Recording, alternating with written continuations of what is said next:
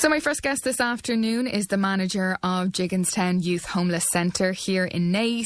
His name is Jay Bobinac. You're very welcome to the show this afternoon, Jay. Oh, hi, Kira. Well, thanks for having me. It's a great pleasure to be here with you. Well, it's really lovely to speak with you. We know over the past few weeks, Jigginstown Centre has been officially opened. President Michael D. Higgins was there with his wife Sabina, and it got massive coverage at the time, Jay, in particular about Michael D.'s speech on the housing crisis in this country.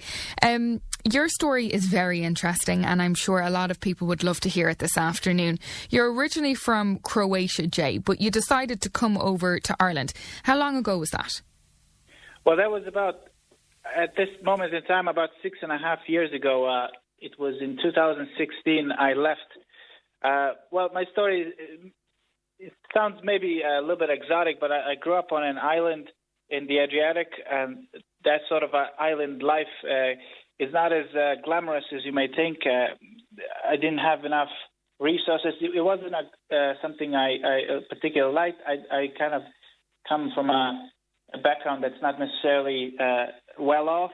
So in 2016, my brother and myself decided to leave Croatia, and we decided to come to Ireland as we heard many good things about it and how it's a good place to start a new life. And at the time, you were only 19. Exactly, yeah. So yourself and your brother older or younger than you? I actually have a twin brother. Oh, very good. Okay. So you both, that was, I guess, of some kind of support that you're both going over together at that time. Yeah, well, we came over on the plane. My brother actually came 4 months before me, and we had no resources whatsoever. So we essentially stayed on the streets of Dublin. But I must tell you, even though it was hard, these are, looking back, the good memories. We learned a lot.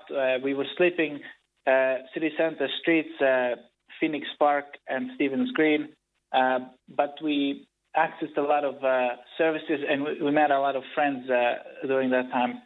Okay, so literally the day you fly into Dublin Airport, I'm assuming you flew into, you are then that evening on the streets of the city sleeping. Yeah, exactly. That is a massive, turnaround. You ate your first meal, it's noted, in a soup kitchen, and you slept that night in St. Stephen's Green. So I'm assuming that is how you got to know the Tiglin charity. Yeah, myself and my brother slept on the street, and one night we were walking down O'Connell Street, and we came across this green bus, and the bus was called No Bucks Cafe, and I don't know whether it was intentional. I'm assuming it is. The name is quite catchy because it's a sort of a rip-off of Starbucks. So once we went on the bus, we managed to make friends with the chairman of Tiglin, the organization that ran the bus, Aubrey McCarthy. And from there, we linked in. Tiglin helped to link us with services, and they provided us with transitional accommodation and access to transitional housing such as Jigginstown Manor. And then from there, we were given different opportunities that we were managed to utilize ourselves. It's really so amazing, like your story. You were, on the streets of the city, including the Phoenix Park. And this is where it gets quite interesting because, as we know, the president lives in the Phoenix Park. But you have an unlikely rapport with his wife, that's Sabina Higgins, and you have called Sabina, or that rapport, the turning point for your life. Tell us how you met, about 5 years ago now, or 6 years ago, is it? Yeah, so 6 years ago, in December, Aras organized a party, and through Aubrey McCarthy, I was invited. And once I went there, I got a tour of all the facilities, and I met the president and his wife.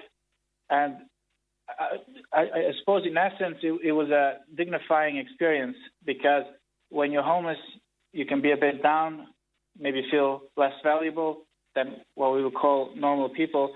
So things like this help. So I managed to feel. They made me feel very, very welcome, as particularly as somebody from a foreign country, to be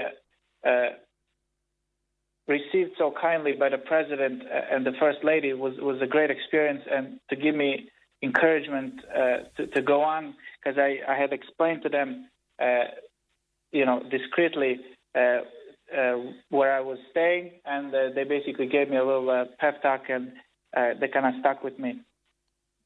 I mean, that's so incredible. There's something about what you said there, though, a minute ago that I think is really striking. You said people who are homeless, which could literally be anyone at any time. We don't know when circumstances change in life. But you word it as less valuable. At Jigginstown, which is obviously a part of Tiglin, Jigginstown Youth Homeless Centre here in Naas, do you feel that is a common theme that a lot of people who walk in the door feel less valuable? Well, I must tell you that is the case, because they would come from different backgrounds and they would have been treated in a way that made them feel less valuable. So when they come here, I find that to build genuine relationships is key, because people that we work here with, they need to have a sense of accountability, and receiving that, putting yourself out there, giving them your trust first before they can gain your trust is what starts this relationship. And some people take it on and we become friends, and some people, but generally it's quite successful. It's so sad, though, to think that anybody is feeling like that. You know, whatever walk of life you are from, the feeling of less value is something that is, I think everybody probably has experienced it to an extent, but it's just terrible to hear people obviously feeling that way. Jay, obviously you had come to the country, you were sleeping on the streets. You know, you've such an amazing story. We're going to get to, your studies now in a moment. But when you were sleeping on the streets, was there any, moments when you felt like, I can't keep doing this? Maybe things that would usually people associate with the streets and with, homelessness. Was there any temptations as to follow those kind of paths? Well, when you're out in the weather, wintertime, it can feel a bit depressing, and the rain that 2016 was like a constant rain. So, and then you see people go home, and you're just stuck outside, and you have to collect cardboard and go to park. That can be a bit discouraging, and then especially when you're trying to look for work and you anticipate, 2 months from now I'll manage something, and then that doesn't happen, or the progress gets delayed. You can feel a bit hopeless at that time, and a bit, I don't want to say like you're a victim, but you're stuck. And also when you're homeless, you have to use your energy wisely, because when you're not sleeping well, you're constantly tired, and there's only so much energy you can use to progress. So sometimes I remember feeling I'm 6 months away from anything solid, and I don't feel like I have a month in me to keep going like this. So that's why when Tiglin kind of swept in, they kind of managed to help us relatively quickly, so we didn't have to exude all our energy. We were able to get a place of refuge where we could sort of build ourselves and have a safe environment to go on from there. And it's amazing what you've done since you've been in this country. You have studied for a master's degree in social care. Are you still in those studies, or have you finished that at this stage, Jay? Well, I'm actually handing in the thesis. I haven't done. The dreaded thesis. Oh, God. Well, it depends how you approach it. True. I think the fear comes from not knowing the process, but soon enough you figure it out, like everything else. And what would you like to do with the degree? Well, at the moment, Jigginstown Manor is a place that I really like, and I feel like I have learned a lot of. I think if you can use what you know and you can use it in life, I think it's a blessing. And I feel in my past 6 years, I have accumulated a certain amount of knowledge, and I'm happy that I can put it to work. And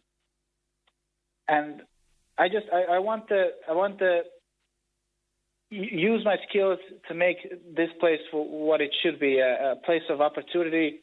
I work really hard to link it with local employers, and a number of guys managed to get employment and educational opportunities since I came here. And it's all thanks to Kildare people, local employers, business owners. I could mention a few. Laura Maher recently gave a job to one of our residents yesterday. Actually, he started work. We have guys like Kieran Murray that gave work, John Doyle of Irish Biltong, and so I'm quite content here at the moment. I have to say, I'm on your Twitter page right now, and the day that Jigginstown was officially opened, when Michael D. Higgins and his wife Sabina did attend, you tweeted and you said, "Today was one of the most memorable days of my life. It has been an immense privilege and a great moment to present the President and the First Lady with the award of Honorary Friends of Tiglin." Then there's photos of yourself and your brother welcoming the Ambassador of Croatia during the visit of Michael D. Higgins.